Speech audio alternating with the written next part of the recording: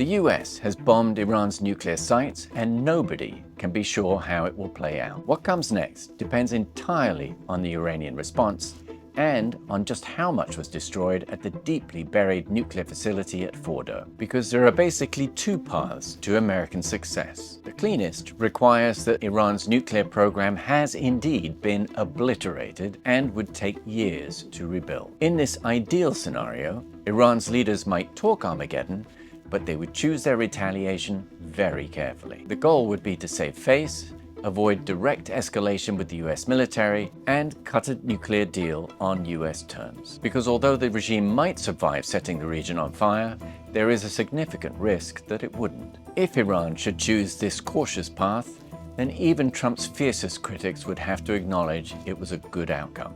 And if that doesn't happen, if Iran does hit back hard, there's still a second possible path to victory: regime change. The hope would be that an accelerating war undermines the authority of Supreme Leader Ali Khamenei and leads to the collapse of the Islamic Republic, to be replaced by something more friendly to the West. But that would need an awful lot of things to go right. So no wonder opponents of US involvement are talking about Iran. Here's what concerns me. First, the Iranian state has far more power to strike back and disrupt the global economy than Saddam Hussein ever did. Second, we don't yet know if the uranium enrichment facility buried deep under a mountain at Fordo was in fact destroyed.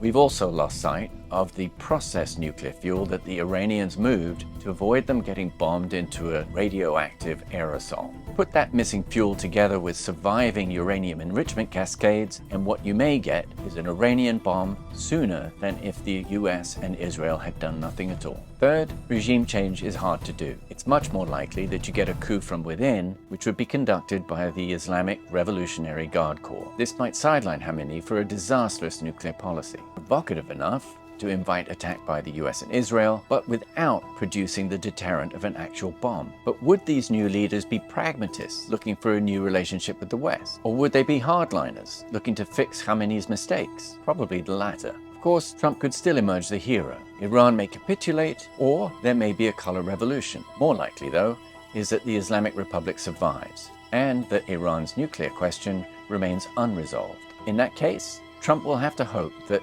Khamenei and the IRGC are more rational and less messianically driven than they've been portrayed.